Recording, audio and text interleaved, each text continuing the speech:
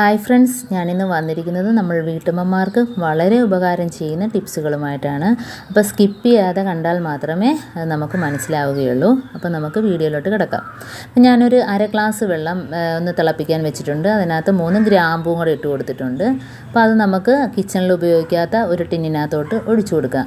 കാരണം ഇതിനകത്ത് നമ്മൾ വിക്സ് ചേർക്കുന്നത് കൊണ്ട് ഭയങ്കര ഒരു സ്മെല്ലായിരിക്കും. ഗ്രാമ്പു ചതച്ച് വേണേലും ഇട്ട് കൊടുക്കാം കേട്ടോ. അപ്പോൾ നല്ലൊരു സ്മെല്ല് കിട്ടും. പിന്നെ ഇതിനകത്തോട്ട് നമുക്ക് ചൂടോടെ തന്നെ വിക്സ് ഒരു അര ടീസ്പൂൺ അളവിൽ വിക്സ് നമുക്ക് ചേർത്ത് കൊടുക്കാം. അപ്പം ചൂടുവെള്ളത്തിലാകുമ്പോൾ പെട്ടെന്ന് തന്നെ അലിഞ്ഞ് കിട്ടും. അപ്പം നമ്മൾ കിച്ചണിലൊക്കെ ഉപയോഗിക്കുന്ന പാത്രത്തിൽ സ്മെല്ല് നിൽക്കുന്നത് കൊണ്ടാണ് ഇതേപോലെ നമ്മൾ ഉപയോഗമില്ലാത്ത ഒരു ടിന്നിനകത്തോട്ട് കലക്കാൻ പറഞ്ഞത്. അപ്പോൾ ഇതേപോലെ ചെയ്തെടുക്കുക. അപ്പോൾ ഇത്രയും മാത്രം മതി. നമ്മുടെ വീട്ടിൽ പല്ലിയുടെ ശല്യം, അതേപോലെ പാറ്റ, ഉറുമ്പ്, എട്ടുകാലി ഇങ്ങനെയൊക്കെയുള്ള ശല്യങ്ങൾ ഈ വെള്ളം ഒന്ന് സ്പ്രേ ചെയ്യുകയോ അതല്ലെങ്കിൽ നമ്മൾ എവിടെയൊക്കെയാണോ ഈ ശല്യം, ഡൈനിങ് ടേബിളിൽ, അതേപോലെ തന്നെ കിച്ചൻ്റെ ടൈലിൽ, അതേപോലെ ഗ്യാസ് അടുപ്പിൽ, ഇതേപോലെ എല്ലാ ഭാഗത്തും ഒന്ന് തുടച്ചു കൊടുക്കുക വെള്ളം തൊട്ട്. അപ്പോൾ നമുക്ക് അങ്ങനെയുള്ളൊരു ശല്യം ആ പരിസരത്ത് പോലും പല്ലി പാറ്റ ഒന്നും തന്നെ വരത്തില്ല. കാരണം ഈ സ്മെല്ല് അവർക്ക് ഇഷ്ടപ്പെടത്തില്ല. കാരണം നമുക്ക് നല്ലൊരു സ്മെല്ലായിട്ട് തോന്നും, പക്ഷേ അവർക്കത് ഇഷ്ടപ്പെടുകയില്ല. ആ ഭാഗത്തോട്ട് പോലും കൊതുക് പോലും വരത്തില്ല. അപ്പോൾ ഇങ്ങനെയൊന്ന് ചെയ്ത് നോക്കുക. അപ്പോൾ എൻ്റെ ഈ ചാനൽ സബ്സ്ക്രൈബ് ചെയ്യാതെ കാണുന്ന കൂട്ടുകാരുണ്ടെങ്കിൽ പ്ലീസ് ഒന്ന് സബ്സ്ക്രൈബ് ചെയ്ത് സപ്പോർട്ട് ചെയ്യാനും കൂടി മറക്കരുത്. അപ്പോൾ നമുക്ക് ഇതേപോലെ കുപ്പിയിലാക്കിയിട്ട് ഏത് ഭാഗത്തൊക്കെയാണോ ഗ്യാസ് അടുപ്പിൻ്റെ അവിടെയൊക്കെയാണല്ലോ കൂടുതൽ പല്ലി ഉറുമ്പൊക്കെ വരുന്നത്. അപ്പോൾ ആ ഭാഗത്തൊക്കെ ഇതേപോലെ രാത്രി ആയിരിക്കും കൂടുതൽ ശല്യം. അപ്പോൾ ആ രാത്രി സമയത്ത് ഇതേപോലെ ചെയ്തു കൊടുക്കുക. ഇപ്പോൾ അടുത്ത ടിപ്പെന്ന് പറഞ്ഞാൽ നമ്മൾ കിഴങ്ങൊക്കെ കുറച്ച് ദിവസം മേടിച്ച് വെക്കുമ്പോഴത്തേന് ഇതേപോലെ മുള വരും.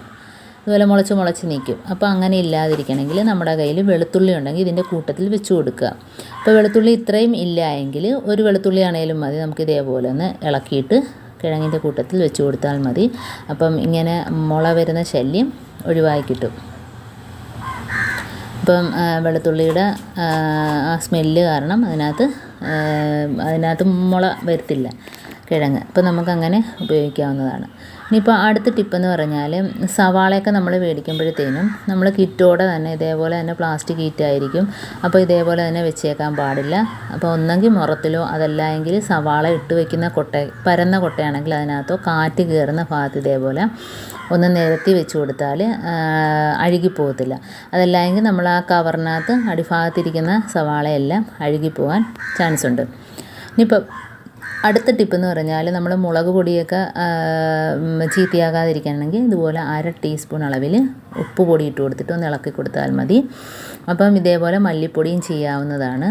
അതല്ല എങ്കിൽ നമുക്ക് ഫ്രിഡ്ജിൽ സൂക്ഷിക്കാവുന്നതാണ്. കേടുവരാതെ തന്നെ ഇരിക്കുകയും ചെയ്യും.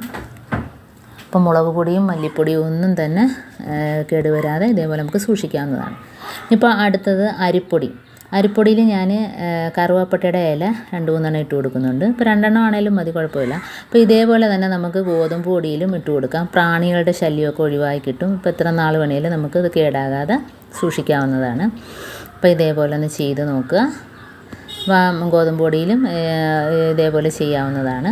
ഇനിയിപ്പോൾ അടുത്ത ടിപ്പെന്ന് പറഞ്ഞാൽ നമ്മൾ തുണികളൊക്കെ മടക്കി അലമാരിയിലൊക്കെ വെക്കുമ്പോഴത്തേനും തുറക്കുമ്പോൾ നല്ലൊരു സ്മെല്ല് കിട്ടണമെങ്കിൽ ഇതേപോലെ കറുവപ്പട്ടയുടെ ഇല ഈ തുണികളുടെ ഇടയ്ക്കൊക്കെ ഒന്ന് വെച്ച് കൊടുക്കുക.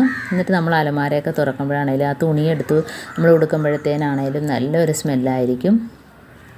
അപ്പോൾ ഇതേപോലെ ചെയ്യാത്തവർ ഒന്ന് ചെയ്തു നോക്കുക. അടുത്ത ടിപ്പെന്ന് പറഞ്ഞാൽ ഞാൻ നിങ്ങളോട് പറയുകയാണ്, ചാനൽ സബ്സ്ക്രൈബ് ചെയ്യാതെ കാണുന്ന കൂട്ടുകാരുണ്ടെങ്കിൽ പ്ലീസ് ഒന്ന് സബ്സ്ക്രൈബ് ചെയ്ത് സപ്പോർട്ട് ചെയ്യാൻ മറക്കരുത്. ഇതിലേതെങ്കിലും ഒന്ന് ഉപകാരപ്പെട്ടു എന്ന് കാണുകയാണെങ്കിൽ ഒന്ന് ലൈക്ക് ചെയ്യാനും കമൻറ്റ് ചെയ്യാനും സബ്സ്ക്രൈബ് ചെയ്യാനും കൂട്ടത്തിൽ ബെല്ലൈക്കൻ ഒന്ന് ക്ലിക്ക് ചെയ്യാനും കൂടി മറക്കരുത്. എന്നാൽ മാത്രമേ ഞാനിടുന്ന ഓരോ വീഡിയോസും നിങ്ങളുടെ മുമ്പിൽ നോട്ടിഫിക്കേഷനായി എത്തുകയുള്ളൂ.